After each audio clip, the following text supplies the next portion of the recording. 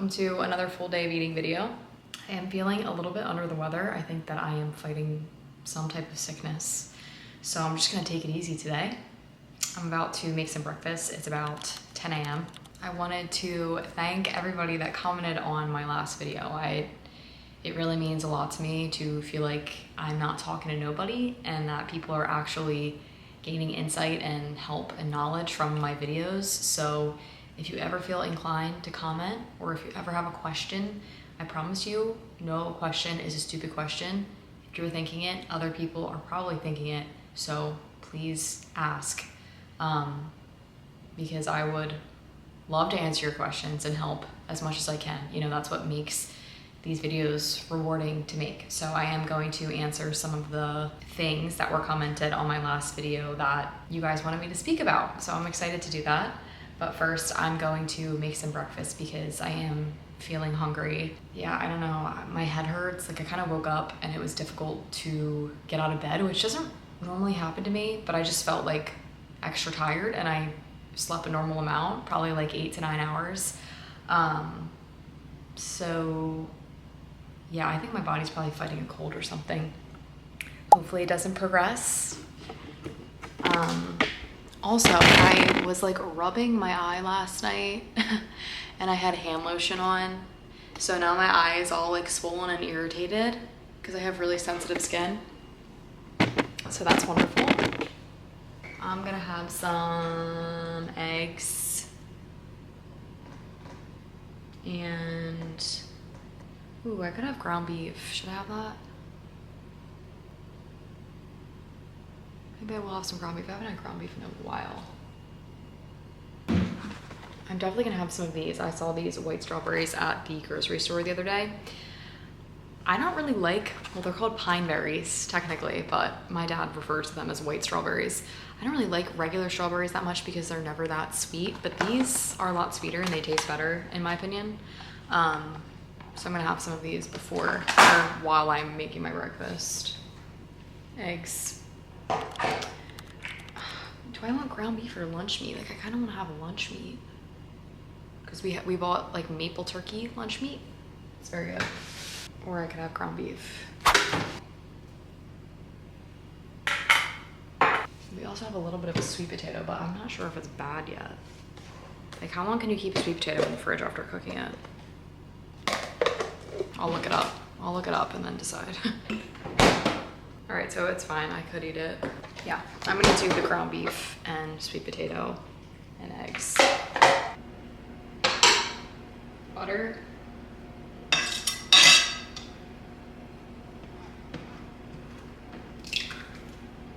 Whoops.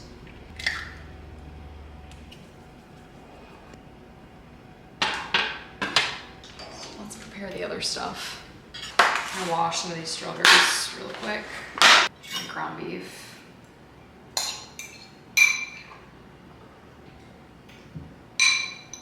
This is like, I'm not gonna eat this much. Like, I know that there's a little bit left, but like, I really don't want that much. So instead of forcing myself to eat it, just because there's only a little bit left, I'm just gonna have what I'm hungry for. I really used to force feed myself protein so much. Like I would eat so much meat even though I didn't have an appetite for it because I was trying to hit my protein goal. And protein is important, but you definitely don't need to just be eating a fuck ton of protein as a woman. 100 grams is good. I try to eat, I mean, I don't know because I don't track calories, but I probably eat 90 to 130 grams of protein a day. It's gonna vary day to day, and that's okay. I know this doesn't look like a lot of meat, but I'm telling you, I don't know. Especially because I don't like feel that good. It kind of icks me out. The smell of burning butter is gonna make me fucking throw up.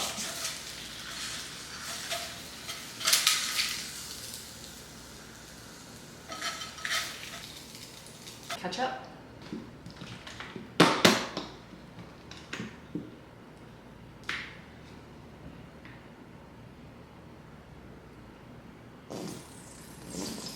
Damn, almost out. Fuck. Whatever. Alright.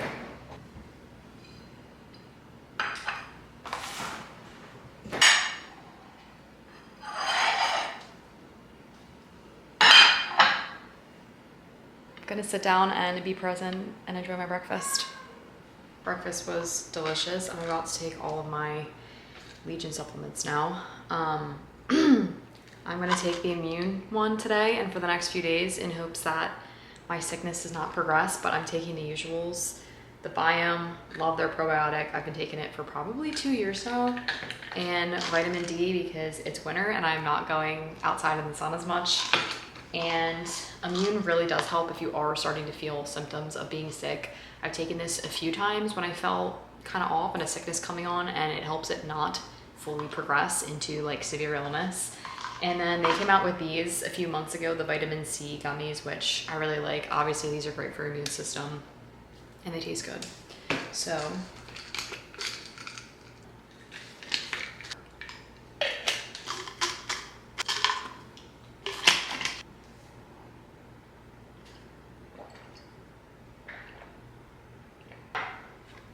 I love these gummies. I'm such a gummy girl though. I loved gummies when I was younger. I loved the Lifesaver gummies. Very good. I'm gonna do a little bit of work and then I'm gonna come on here and chat with you guys. It's like 11:30. I'm gonna go over the questions that I got asked on my last YouTube video now, which I am excited to go into. So it's great to get feedback on what you guys actually like and what you want to hear me talk about or see, because obviously I can just share my life and share what's coming up and talk about those things, but it's super helpful to actually know what you guys want to see. So if there's ever something that you want me to talk about or see me record, let me know. Okay, this is a good one. Would love more talks about how to navigate setting boundaries with difficult family members, as well as how to navigate societal timeline pressures as a young woman. So setting boundaries with difficult family members. This is hard, and I am not you. I'm not living your life. I don't know what your family is like. It's hard. It takes time and a lot of patience and inner work because you cannot control other people. So you have to relinquish the ability to want to over-explain, to try to get them to side with you, to try to get them to understand, because that is just a waste of your time and energy. When you can see that no matter what you do, you're not going to change this person's mind, you're not going to help them understand. They're going to say what they want to say. They're going to perceive you and the situation however they want to. And there's nothing you can do about it. There's literally nothing that you can do about it besides accept. Yeah, I know that sucks. Accept and go about your business. And the more that you try to fight them and get them on your side and try to make them understand, that's just not going to give you any peace or freedom in your life. The freedom comes from not caring what their thoughts are, what their opinions are, how they perceive you, doing what you're doing, and learning to be indifferent by their actions and their words. And to give you an example of this, when I first started my fitness journey, my parents always gave me shit about, my mom more specifically, and this isn't to talk badly about either of my parents, like this is just the reality, and that's why I am talking about it, because there are people that watch my videos that will share it with my mother if I talk badly about her. So here's me trying not to get triggered by the fact that that is even something that happens. So my mom would make fun of me for using the food scale when I tried to explain why I wanted, 93.7 ground beef instead of 85.15, why I wanted lower calorie dressing instead of higher calorie dressing. It was always met with like criticism and just like kind of making me feel bad that that's what I was doing. And obviously I'm very confident, I'm very educated, and I understand the science behind how to lose body fat, how to build muscle, all the things, fitness and nutrition, I have a deep understanding of. And I tried to explain it to her so many times throughout my life that it became exhausting because she was just not, honestly, I don't know what it is. I think that she just doesn't comprehend or maybe care to. I think that she has like somewhat of an understanding, but she is not willing to do the things that it would take. So then she sees me doing the things, and it was just met with, you know, criticism and, oh, we have to have a Laura's special meat. Like, I remember one year on my birthday, we had burgers and I asked for 93.7 instead of fucking 80-20 meat. Like, yeah, I don't want to eat a shit ton of fat. I don't want to. First of all, it's not even just a calorie thing. It doesn't taste good to me. It hurts my stomach. So yeah, I want the less fatty meat. Sue me. Like, you can have your fatty meat. I'm not sitting here judging and being like, ew, you're eating that disgusting fat meat. Like, that's so bad for you. It's not like I'm sitting there shitting on what she's doing. So that's when it can get irritating and frustrating, especially if you aren't extremely comfortable talking about these things and maybe you're new to it and you don't fully understand it yourself. And then you have people shitting on it and making you feel bad about what you're doing, which is going to make you second guess what you're doing. That sucks, but you got to have unwavering confidence in yourself. And I implore you to become as educated as possible so that if you feel called to explain or justify yourself to somebody, you can do it, like point blank. Yeah, this is why I'm doing this. And if you don't understand, that's okay. If you don't want to do it, that's okay. But I would appreciate if you keep your comments to yourself because they're not helpful for me. So a lot of times it's just a simple sentence like that. Listen, I'm starting a weight loss journey, and I would appreciate if you kept your comments to yourself about what I'm eating or not eating. Like, that's another thing, is if I would have a sweet treat or dessert, like while in her presence, it would be like, oh, I didn't know you could have that on your diet. And like, I had to explain to her so many times, this is not a diet, this is a lifestyle. So like, it is really frustrating, but at the end of the day, you cannot control how your family members perceive you and what they think about what you're doing. And they probably will make fun of it. And a lot of times it's going to come from their own insecurities and issues.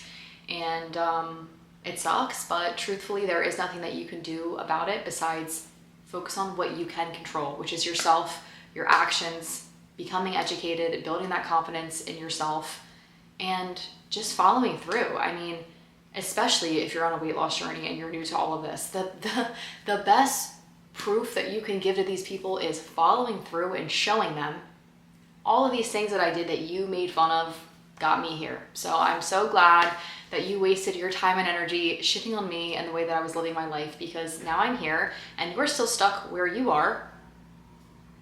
And yeah, that's pretty much that on that. So obviously, if you can't remove yourself from the environment or the situation, it is just going to come down to you trying to be unbothered. And over time, you will become unbothered, especially as your results start to pay off. You really will not give a shit because their opinions don't matter. You're doing what you're doing. If you feel great physically and mentally, who gives a literal shit what anybody thinks or says to you? Don't let that shit affect you. It's stupid. How to navigate societal timeline pressures as a young woman.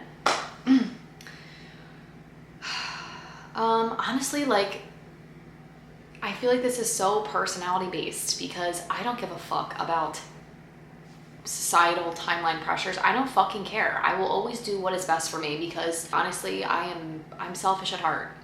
Yeah, I can admit that. Having gone through a parental divorce made me very selfish because I had to learn to protect myself. And when a lot of choices are taken away from you and you become an adult and you have freedom and the ability to make your own choices, I don't give a fuck what anybody else says is right or wrong. I will do what I feel is best for me.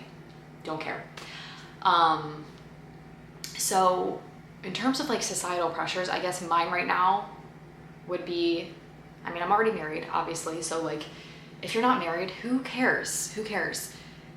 There is no right or wrong time to get married.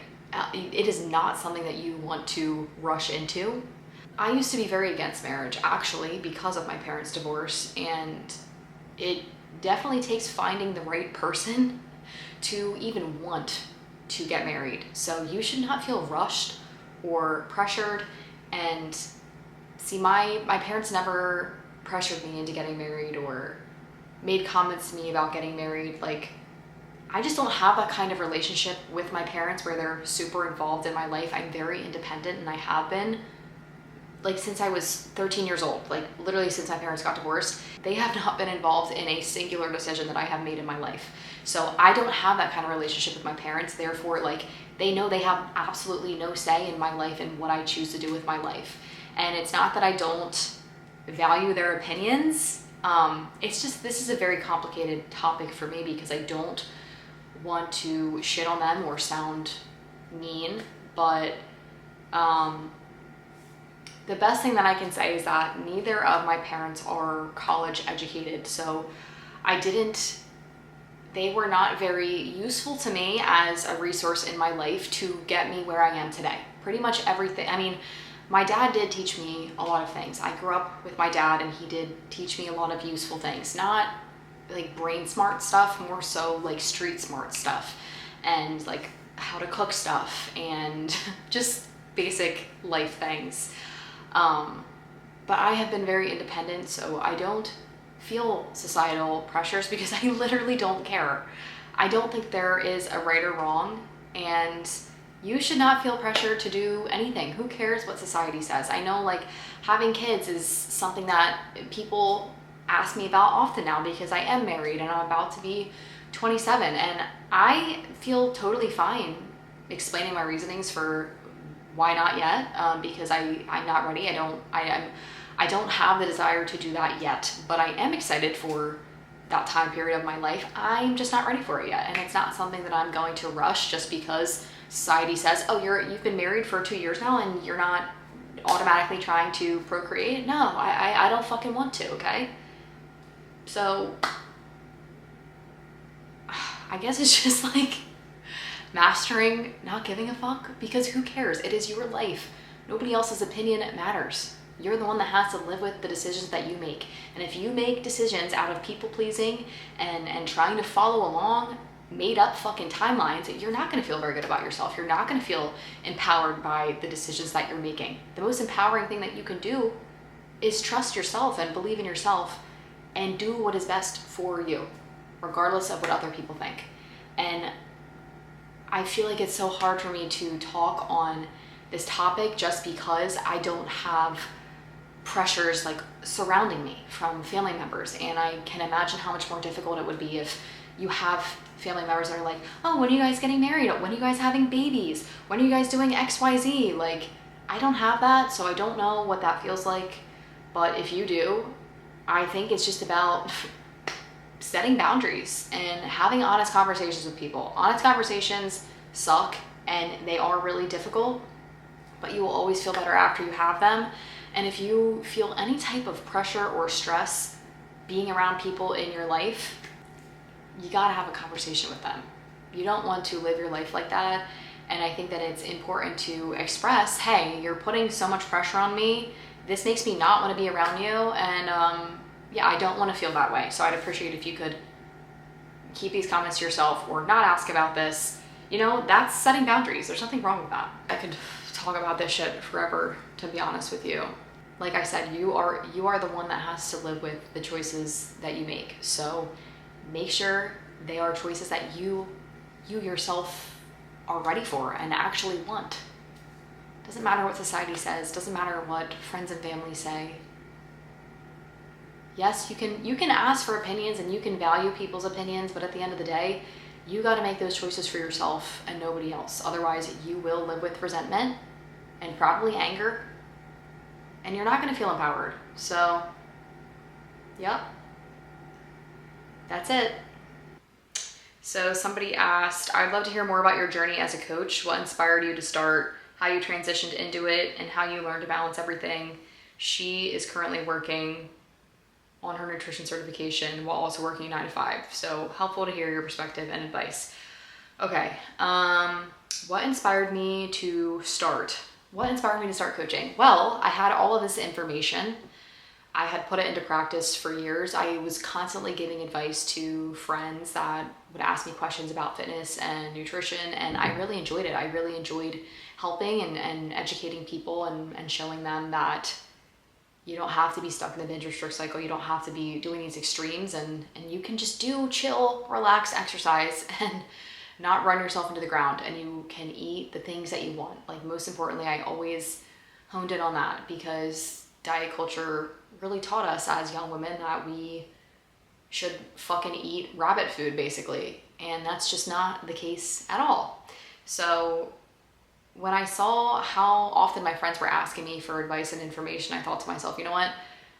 Why not just put myself out there and start talking about this stuff on TikTok? Like, that's where I started, on TikTok, because I knew I had so much information that I wanted to share with people and help people. And it just started out for fun, honestly. Like, I mean, not even for fun. Like, I guess I just kind of felt called to share my knowledge online. And obviously it took off. And at the time I was working a 9-to-5. I was working a corporate job. I was working for an insurance company, and I was obviously making videos and editing. And then once I started to get a following, and I was like, you know what, this could seriously turn into something more, and I can open my own coaching business. And I was 23 years old at the time, so I had to research and look into all the things that you need to do to start a business. And there are a lot of steps, and it is intimidating at first, like anything else. Nothing is easy at first, but I knew that this was something that I wanted. I wanted the ability to create my own schedule, to do something that I loved. And I had to put in hours after my 9-to-5. Yeah, I was working till like 8 o'clock at night, recording videos, editing videos, posting videos, coming up with captions, doing the legal things that I needed to do to get my business going. And I did that for months until I was able to go part-time at my insurance job. And I held on to that for a while for the financial stability and security, because I didn't want to just completely step away from it and not be receiving a paycheck anymore. So when I went part-time, I was able to give more time into my business and building it and making it bigger, till the point that I was making enough income that I could step away from my corporate job completely. And it is a scary thing. And if you are pursuing a career doing this, I just want you to know that there are going to be months where your financials fluctuate a lot. So make sure that you have savings. Make sure that you're not careless with your money, because it's unpredictable. You're going to have up and downs with your financials, with online coaching, fitness coaching, nutrition, whatever it is that you're doing. You're going to have ebbs and flows with your business, and that is totally normal. And this is not to scare you, but this is just to prepare you for the reality of things. Like, you do need to have money saved and be smart with your money. Like, make sure you track your finances and don't spend frivolously. Yeah, that kind of answers how I transitioned into it. I transitioned into it slowly. I did put in a lot of hours where I was grinding, and there wasn't balance in the beginning. Like, in order to find balance, you have to go through periods of being unbalanced. And I was doing a lot of work that first year of starting my coaching business. And the first thing I did was I coached people for free so I could get testimonials and to get experience, so that I actually felt comfortable charging somebody for my services. You know, that was really important to me, to prove to myself, okay, yeah, I really can do this. I have a lot of value that I can share with people. And I hired business mentors to help me get started with building an offer and all those things. And I highly recommend investing money in that if you can. But yeah, like, building a business is not cheap. It's not easy, but it's very rewarding. And if you want to make this a reality, just don't give up. Definitely don't give up, but understand that it's going to be mentally taxing in different ways than a 9-to-5 is, because you don't clock out. There are endless things to do every single day, and you have to create boundaries with yourself so that you don't burn yourself the fuck out like I have done before, because it's easy to continuously keep working when there's a lot to do. And then, like, comparing to people on social media and feeling like, oh, I could change this. Oh, this could be better. Like, there's just endless things. But honestly, I don't think there's a right or wrong way to transition into doing it if you want to do it full time. Like I said, just be smart about your financials and make sure that you have savings so that you can feel comfortable and you don't feel like your life is depending on getting more clients, because then it will really not be fun and it will feel very forced, and people can sense that. So if you're getting on a sales call with somebody and you are banking on them signing up, that energy is going to exude off of you, and that's going to be such a turn off to the person on the other end. So you have to really detach yourself from money and outcomes. There's a lot of mental shit that goes into it, and I guess I haven't really talked about this that much, but yeah, it certainly is not for everybody. And I have learned a lot along the way, and I've definitely gotten a lot more mentally tough and used to rejection, and getting comfortable with rejection was really hard at first, but you just have to keep going. That's it. Because I have been rejected many more times than I can fucking count, okay? But I didn't give up. I kept going. Same thing with social media. Do you know how many of my videos get like fucking negative views, no comments, nothing? But if it's helping one person, that is literally all that matters. Like, you can't get hung up on views and likes and all that shit. Don't compare yourself to other people. Just zone in on yourself. Do you, provide value. That's it. End of that spiel. Last question, which 2 people asked about this. I'd love to hear more about pyramid training and which exercises helped you grow your legs the most. I actually started pyramid training because of you, and I feel like it's made the biggest difference in my workouts. That's amazing. That is what I love to hear.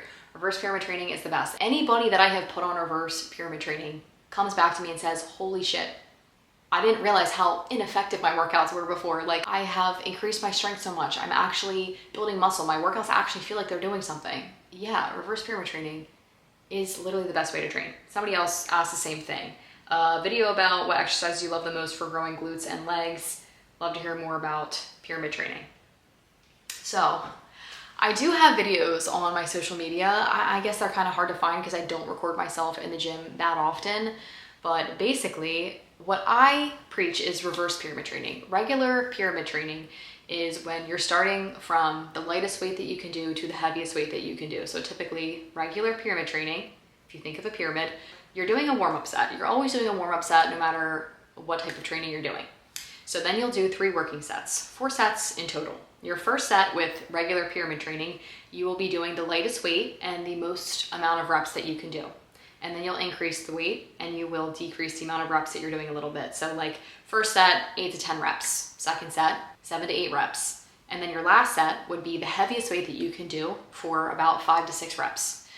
So that's regular pyramid training. The reason why I don't like regular pyramid training, and scientifically, reverse pyramid training is just more effective, which I'm going to explain here.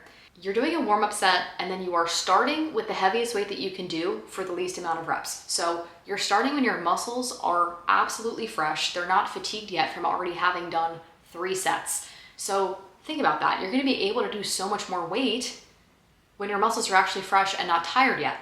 Therefore, if you can do more weight, strength is a byproduct of muscle. If you're getting stronger, you're building muscle. So reverse pyramid training really forces you to give your all that first set. And then to me, it's like, oh, now I can lower the weight and do more reps, like whatever. I already got the hardest set out of the way. Like for me, it's just so much more effective and makes so much more sense. And the important thing is that in between every single set, you need to rest for 3 minutes. And if you don't feel like you need to rest for 3 minutes, you're probably not pushing yourself hard enough or doing enough weight, to be honest, because a lot of times I rest for longer than 3 minutes because I need it. I'm fucking winded. I don't want to go again. I'm dreading my next set. But basically, warm up set, just do like 6 to 8 reps. I don't do anything crazy and I just do moderate weight. First working set, the heaviest weight that I can do for about 5 to 6 reps.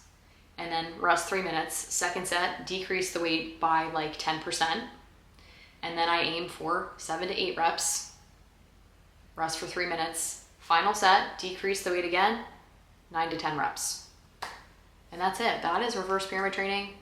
And you do it on your compound exercises. So for example, like hip thrusts, which you can change the rep ranges to, because most people are not wanting to hip thrust for 5 to 6 reps because you do have to do very heavy weight for that. So like you can start the rep range higher. You can do your first working set as 9 to 10 reps, and then 11 to 12 reps, and then 13 to 14 reps.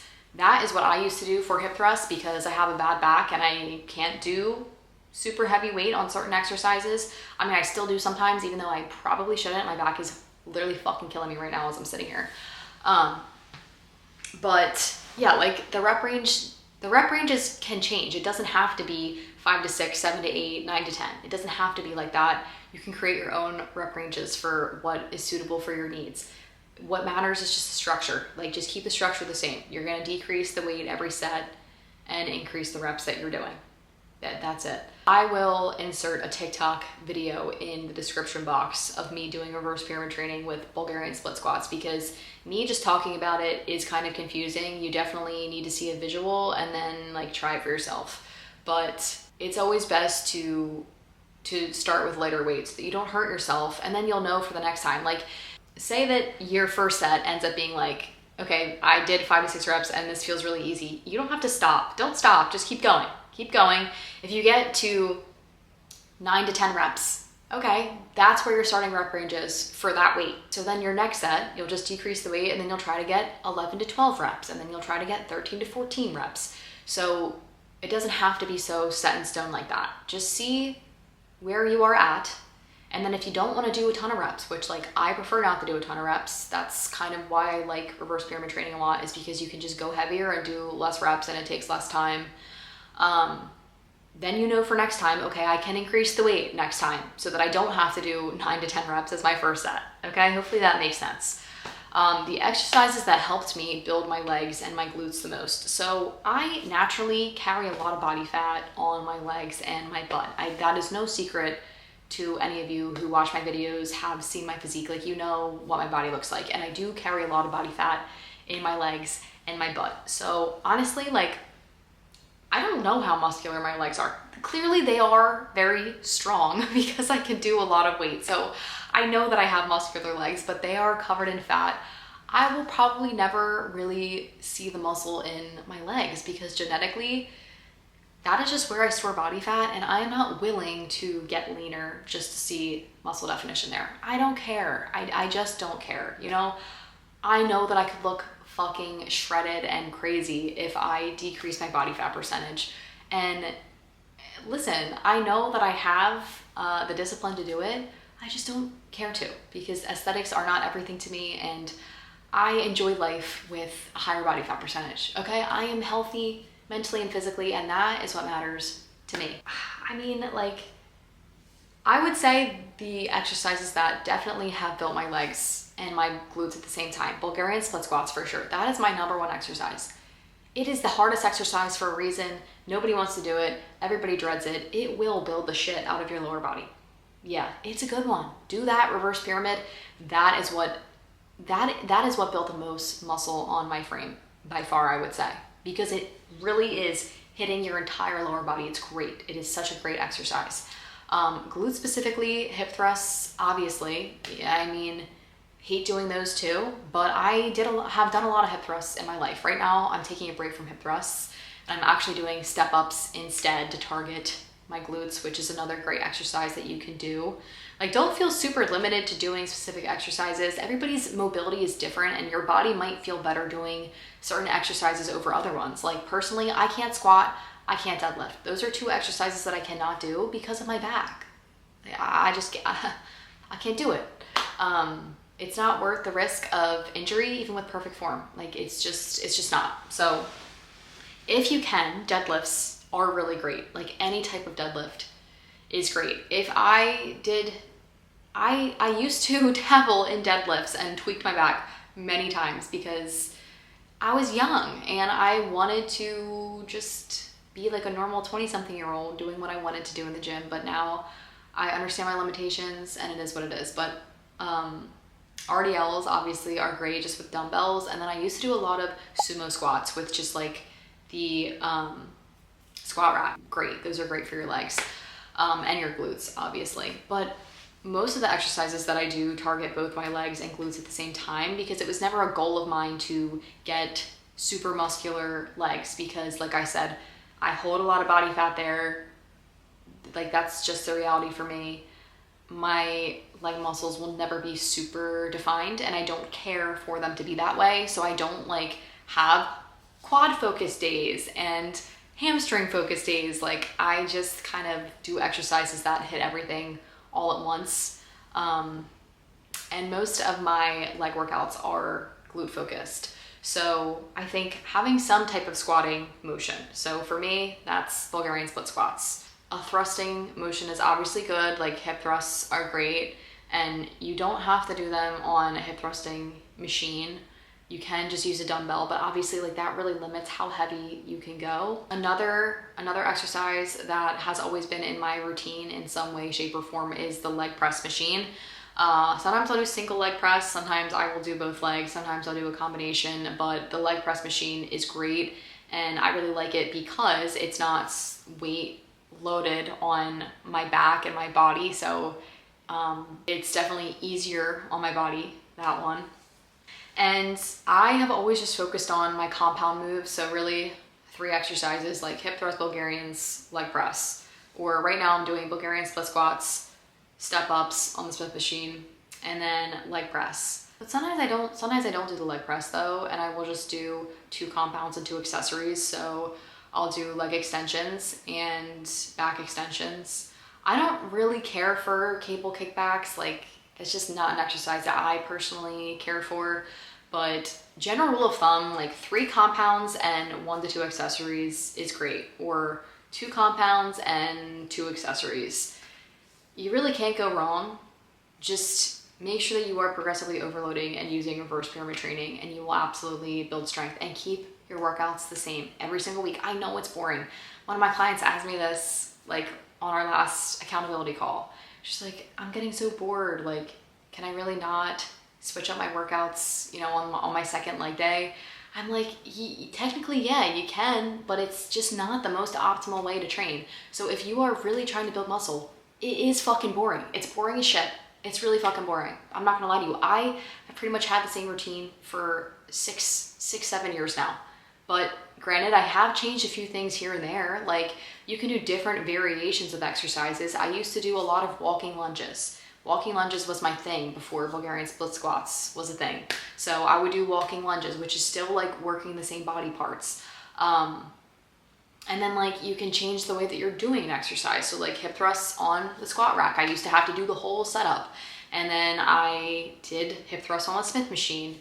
And then I went to a gym that had an actual hip thrust machine, which was amazing. And I loved it. You can do the exercise in a different variation if you're getting really bored of it. But the best thing that you can do is keep things the same, because you should be tracking your workouts and trying to do 1 more rep every week, and increasing the weight, you know, every other week or every 2 weeks. Like, there is no right or wrong. Everybody's body is different.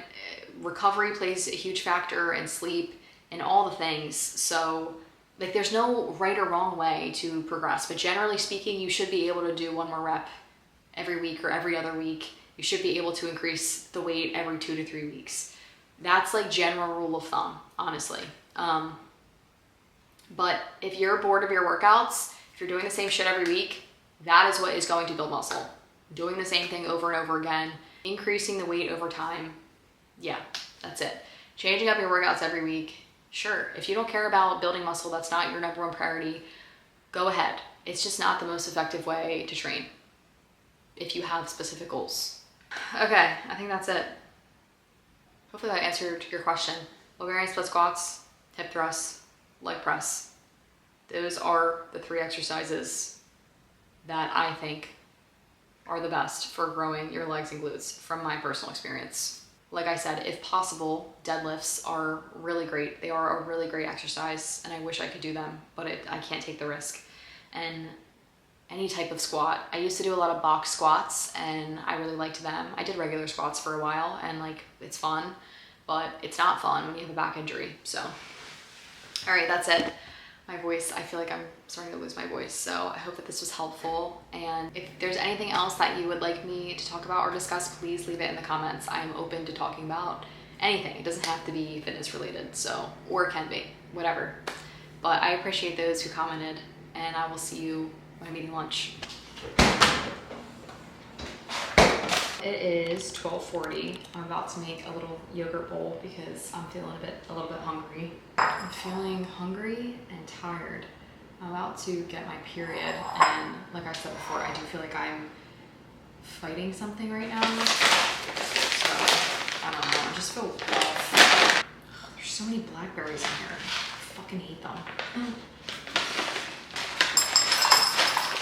I shouldn't say I hate blackberries, but sometimes you get ones that, like, I don't know, the structure of it, the stem is like, you can't chew it, and it just grosses me the fuck out. So, like, my shoulders are aching, my body is aching a little bit. My back has also been fucking killing me. It has to be because my period is coming. Like, I mean, my back always hurts. Like, I live in chronic fucking pain, which I don't talk about often. Honestly, it's pretty crazy because I live in, like, severe pain every day, but I'm so used to it. It's like my norm that I don't, like, complain about it or talk about it often. But guys, like, being a 26-year-old woman that deals with severe back pain every day fucking sucks. I totally would play tennis more and, like, lift heavier in the gym and, like, be excited about the gym, but I'm so limited in what I can physically do that it's very demotivating. Like, it's pretty fucking depressing, honestly. I mean, but complaining about it isn't gonna fix my back or do anything. And trust me, I have done the things. I've done PT, I've gotten cortisone shots, I've done things to help myself, and, like, I should go get an MRI and see what's going on because I haven't gotten an MRI since I was probably like 16, but that's expensive as fuck. Well, actually, that's not true. I got an MRI after my car accident, so my dad probably has that shit, and I mean, either way, that was like 6 years ago, so I'm sure things have only gotten worse because I have bulging discs and degenerative arthritis in my back. But I'd be curious to see, like, what has changed. Too bad anytime you go to the doctor, you're hit with a fat medical bill. Like, yeah, I'll just keep suffering. It's fine. Just absolutely loving life. Cherry Light Fit, this is the best one.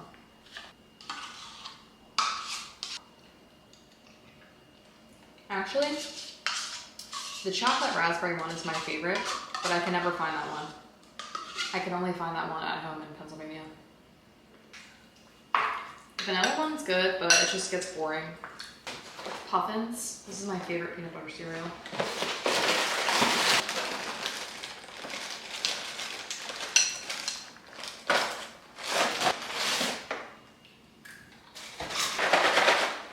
Little combo.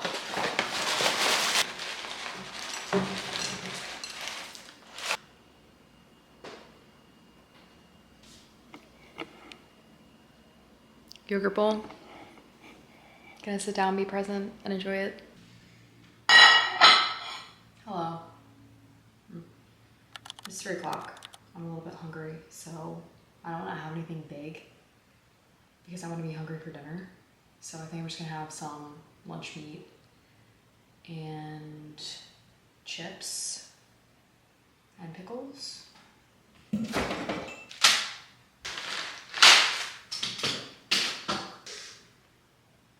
I love lunch meat.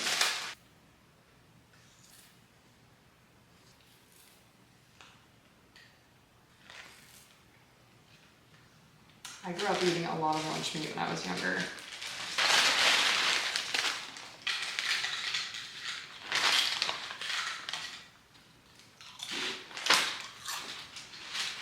These are pop chips, by the way. Just the regular sea salt version.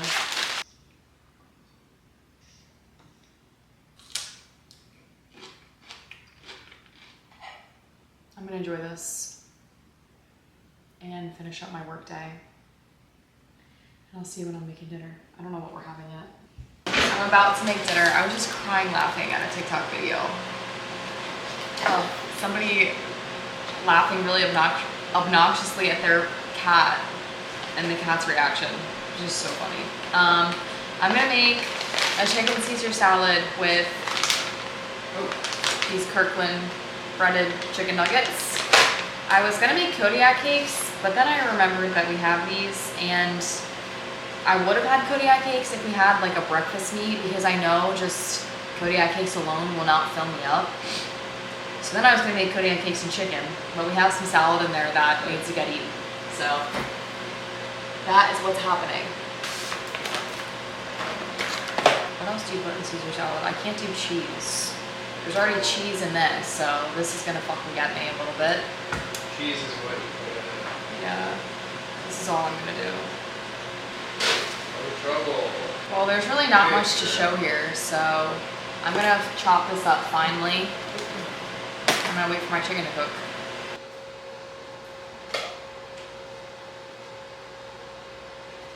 It looks really pretty before I mixed it all together, but here it is. I'm gonna sit down and be present and enjoy this. And I'll be back when I am making dessert.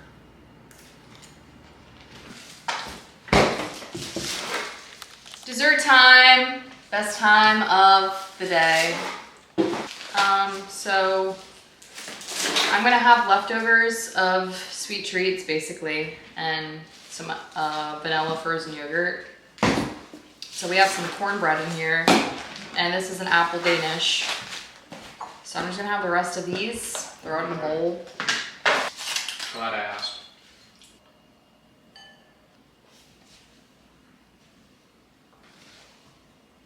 Here we go. Final meal of the day, ice cream, cornbread, apple Danish, whipped cream, sugar-free syrup. Finishing my night with that chocolate tea that I showed you in the last video. And I frothed up some almond milk. And I put a packet of Splenda in it. It's very good. That's it. That's my full day of eating.